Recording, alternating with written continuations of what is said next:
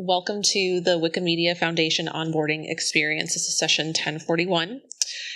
If you have questions, many of us are introverts here, so we have in the app the option to submit questions. I will be the keeper of the questions, and that goes for those listening in virtually and those here. So feel free to use the app. If you're having trouble navigating through the app, it's www.pigeonhole.at with passcode U2D7W. So with that, welcome to the session, and I would love to introduce you to Nick Mariano and Brendan Campbell-Craven. Thank you for being here. Thank you, everyone. Today we just wanted to talk about the Wikimedia Foundation onboarding experience for our Macs. Like it was mentioned, I'm Nick Mariano, Senior Systems Engineer. I've been with the Foundation for almost a year now, pretty close. Let's just say 1 year. That sounds better. Hey, I think I'm muted in the back. I'll just take yours. I'll switch. Hey, my name is Brendan Campbell-Craven. I'm the lead IT systems engineer at the Foundation. I've been at the Foundation for upwards of 8 years now, so it's been a long time. Started my IT career here, and I'm loving it. Cool. So I'll just talk a little bit about the Wikimedia Foundation. So we're the nonprofit that hosts Wikipedia and the other Wikimedia projects. We don't edit any of the content on the site. That's all done by our volunteers. But what we do is we keep the servers running. We host all our own infrastructure for privacy reasons, and we support community initiatives and grants all over the world. We have just under 700 employees, so not a huge group, considering we're a top 5 website, but we are very dispersed all over the world. So that presents some challenges for us. We are nonprofit, so we'll take the next slide. We're a U.S. nonprofit, so we can't incorporate in other countries, so that presents a lot of problems with Apple Business Manager. All Macs we purchase outside of the United States are not part of our Apple Business Manager, so we have to rely on user-initiated enrollment. So that means we have 2 different onboarding workflows in Jamf.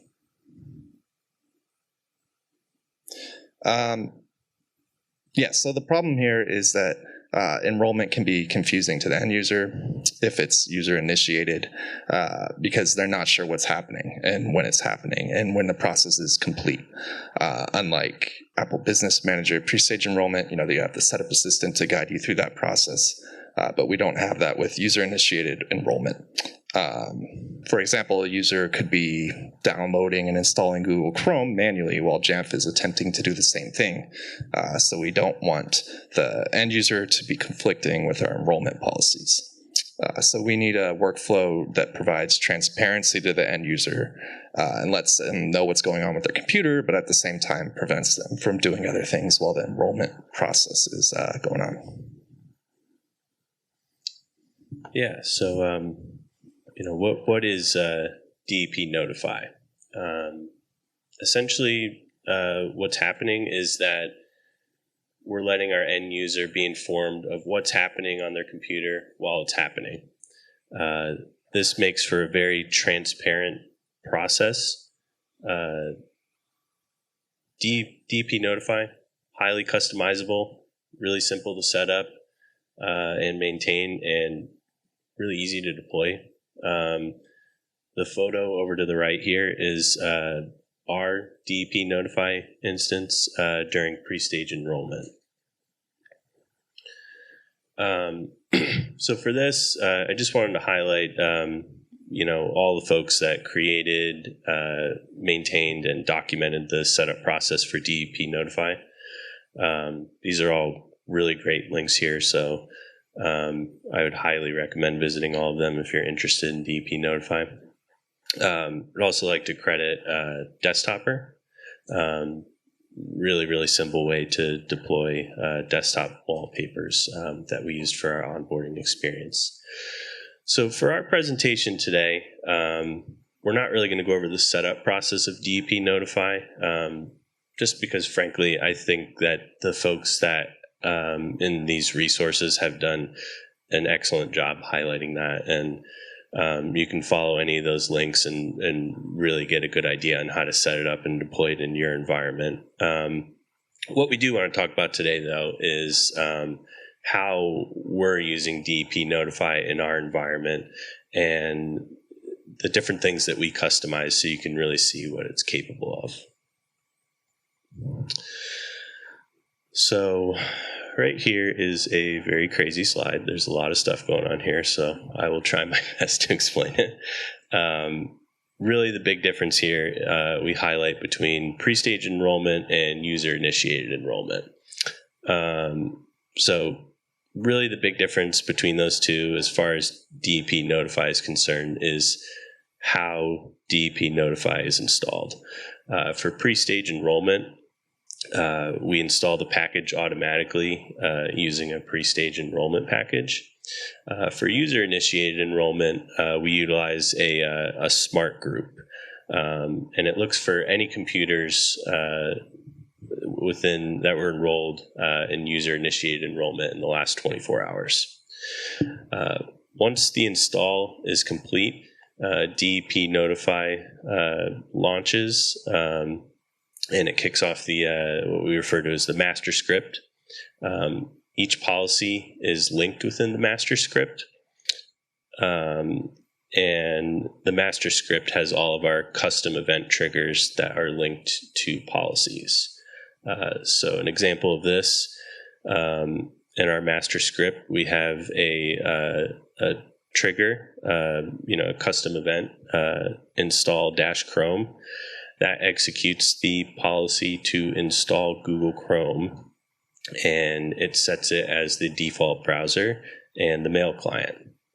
I actually can't see every slide here, so I'm going to just peek a little bit. But essentially, we go through and we update inventory for the first time once DEP Notify launches. The reason for doing that is some of our policies are dependent on the inventory payloads that will come back. So right after that, we'll install Rosetta 2. Then we go through and install various software, 1Password 8, Adobe Reader, Google Chrome, Firefox, Slack. And here's where our first fork in the road happens. A good reason why we update inventory is we install LibreOffice, but unfortunately they don't have a universal installer. They install by processor architecture. So depending on what processor the user has, it chooses that path. We install Element, install Zoom, Google Drive, and then finally Bitdefender. We do our antivirus last just to avoid any potential conflicts. Never seen it block anything, but you just never know. So right after all of our software is installed, we go ahead and configure the dock. And then another fork in the road here, based on what our user chooses, light auto or dark mode, it applies a certain wallpaper that would match that scheme. We set a custom screensaver, set an account picture, and then finally we update the inventory one final time. And then we go ahead and uninstall the DEP Notify installers, which are those launch daemons. So we don't want that launching every time they log into their computer. So right here we have a video. I'm not really sure how to play this. Oh, okay. Thank you. So simple. So yeah, I'll just kind of walk through it right here. This is our pre-stage enrollment. We just kind of wanted to give you all an idea of what's happening. So we're setting up our standard computer account. We're going to choose light or dark mode. Then right away, DEP Notify launches. It has our custom logo, custom text. On the bottom there, it explains everything that it's doing, all the software that it's installing. So this is like a maybe 10, 15-minute video, but we sped it up for the sake of this presentation because nobody wants to sit here and see that forever. But yeah, as you can see, it updated the doc, the background. Right at the end, we initiate a computer restart. And when the computer boots back up, you'll see it has that custom picture icon that we talked about, the custom background. File vault is enforced. And there you have it. We've taken a lot of the stuff off of the dock that Apple puts on there by default, and we've put apps that we wanted to highlight. And yeah, like I mentioned, that desktop background as well. So now we're just going to talk about the main window customization. So one of the best customizations we can make in DEP Notify is customizing that main window. We can add a company logo, change the text, change the window style from window to full screen. So on the left here is the default DEP Notify configuration, and on the right is ours. We've customized our custom logo.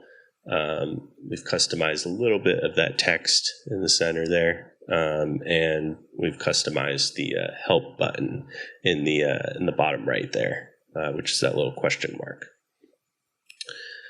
So these are all of the various variables that we customized. So the first one there is banner image path. Essentially, what that is where you could have a custom logo, like we had ours. There's a lot of different ways you can go about it. The simplest, most effective way is to point it to your self-service logo image path.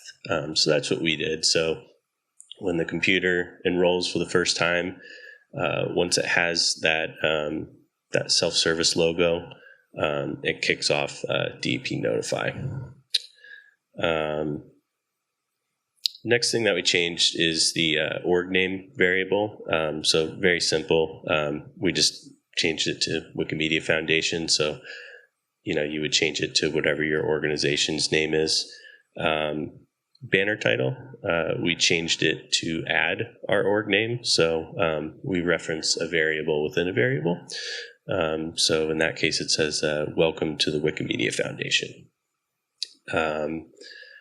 Main text is that bulk paragraph that talks about DEP Notify and what it's doing and all that fun stuff. We found the messaging to be very effective, the default, so we didn't really change much other than the app install times. We made it a little bit longer than what the author did. Just found that to be more effective to say it would take longer than, it's better to under promise than over. So then last thing here is the support contact details that allows you to customize the question mark button in the bottom right. What we did was we added our organization's help desk email address and a message about oh no, it's still the same thing, but we could go back if you just want to see that the help button right there is the bottom right. But yeah, we just added that last little bit there. So you can essentially put whatever you want in there, phone number, any type of contact details. And then the very last thing is policy array. So that's where all of the custom event triggers that are linked to policies are placed. So, the example that we used here on this slide is for installing Firefox. The user would see that message, installing Firefox, and we would put a custom event trigger next to that. We chose install -Firefox as the custom event trigger, and that is linked to our policy in Jamf to install Firefox. So the custom event trigger triggers that policy. Cool. So we'll talk about a couple other customization options. So one that we find really useful is the full screen versus windowed option. Some of the benefits of the full screen option are, obviously it prevents the user from doing much on their computer effectively while the process is running. So to us, this makes a lot of sense to use for pre-stage enrollment because the user kind of going through that expectation that they're setting up their computer. But we do use the windowed version for user-initiated enrollment. And the reason we do this is that the user might have already installed software that we're installing for them. They're probably already working on their computer. So we don't want to be too disruptive with that full screen. But it really, you customize this to what makes sense to your org. Yeah, it's just a Boolean value for full screen, so true or false. Pretty straightforward. So now I'm going to talk about some of our favorite onboarding policies, or ones that we think are might be interesting, that we use to tailor the onboarding experience to the end user. So the first one is the desktop background, light or dark. This uses that desktopper package that Nick talked about previously, and a collection of wallpaper images that we cache on the user's machine. Also uses a custom extension attribute that reads the interface mode that the user chose during Setup Assistant, and gets that from the global preferences file. Shout out to John Sherrod on Jamf Nation. He wrote an extension attribute to do this, so we adapted that. And yeah, we have desktopper configured in the script to just pick a random image from one of the two buckets of images, whether the light mode or the dark mode. And the images that we use there are from a photo contest that we run a couple times a year called Wiki Loves Monuments. And that's a contest for all Wikimedia volunteers that submit photos they've taken of monuments in countries they live all over the world. So it's kind of a cool way to give some recognition to volunteers, show that to staff, and also kind of give staff some customization options.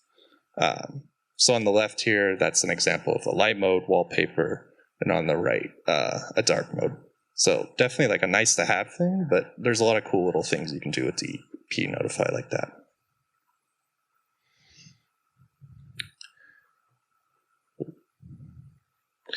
Cool. So yeah, next thing is doc configuration. This is definitely one of my favorite policies. Just the ability to really customize that doc for someone, I think had such a welcoming onboarding experience. We can add apps to the doc, we can remove them, and we can change their order. One of the things I wanted to explain is we did this through a policy. The reason for that is that when you do it through a policy, it doesn't lock down the doc. So you essentially have two ways you can do it, through a configuration profile or a policy. The configuration profile prevents the doc from being changed by the end user. That's not something that we wanted. If someone wants to throw something on their doc or remove something, that's up to them. The end goal here for us was to clean up all the applications that are on the doc by default, so that it's a more welcoming experience. So the first thing that we do is we define any doc items that we would like to remove or add. So that's the screenshot there up in the top right.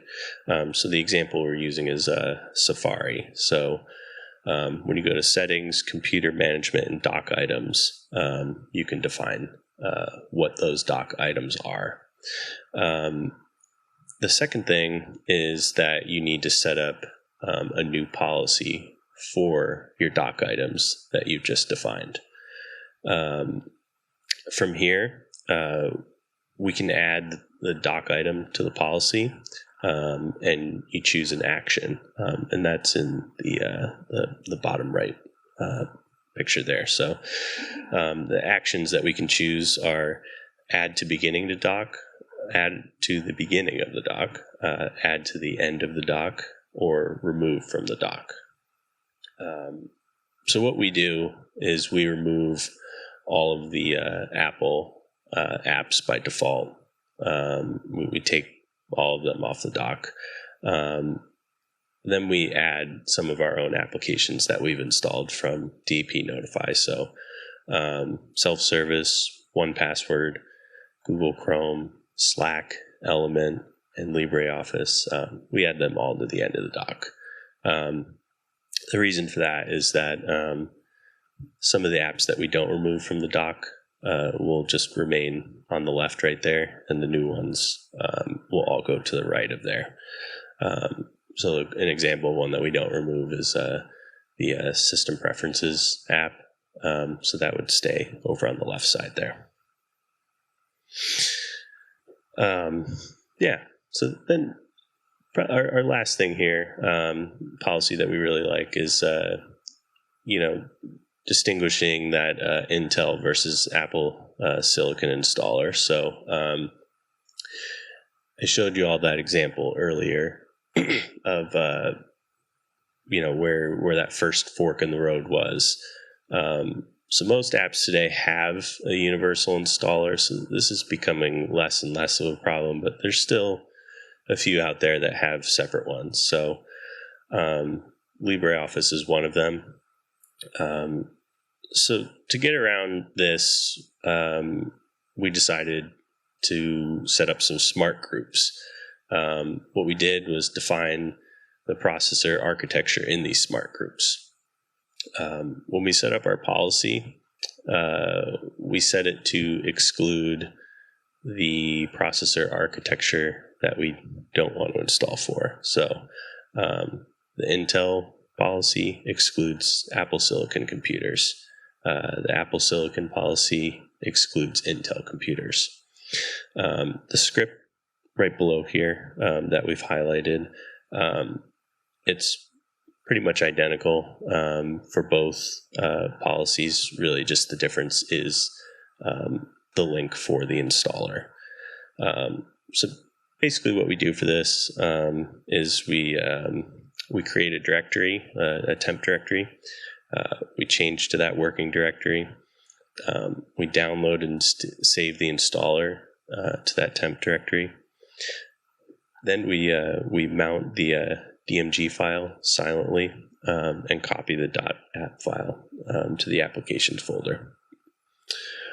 When the copy is completed, we go ahead and unmount the DMG and delete the temp folder. So pretty seamless setup as far as that goes. Cool. Yeah, and just to kind of wrap up here, we're really just scratching the surface. There's tons of different things you can do with DEP Notify. You can embed video in there. I haven't tried that out yet, but that's pretty cool. You can add a EULA kind of click-through thing if you need your users to accept an acceptable use policy or put it in front of their face at least. And then there's stuff you can do with, integrating with your IDP so that you can customize DEP Notify based on someone's job title or what team they work on, stuff like that. Cool. So that wraps it up for us. Thanks everyone for listening. Shameless plug here to donate to Wikipedia if you choose to do so.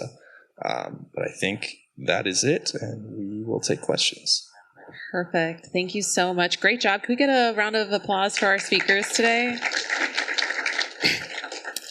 So first question, have you used Jamf Connect Notify? If so, do you know if an additional pre-stage config profile is required for pre-stage devices only? Then, once enrolled, it rescopes to standard Jamf Connect plist so it doesn't run again. That's a good question. I'm not sure that either one of us know the answer because we don't use Jamf Connect at the moment. But yeah, I'd be interested if they want to contact us for follow-up, we could maybe look into it together. Yeah, likewise, because Jamf Connect's something we would like to use. So would love to hear how others are doing that with DEP Notify. My suggestion would be throw this question in Jamf Nation, and I'm sure someone who is will respond rapidly and enthusiastically. So, any other questions? I do have one more note. I know in the keynote this morning, it was announced that something kind of like this feature was being added natively to Jamf. So that's really cool. Looking forward to seeing what that looks like and how that compares with DEP Notify. Yeah, absolutely. Awesome. Well, I don't show any other questions, so we may be finishing a little early. So one more round of applause. And if they have any one-on-one questions they didn't want to ask in front of you, maybe are you available to chat outside at all? Yeah, absolutely. Awesome. Great. Thank you so much. Great job. Thank you all.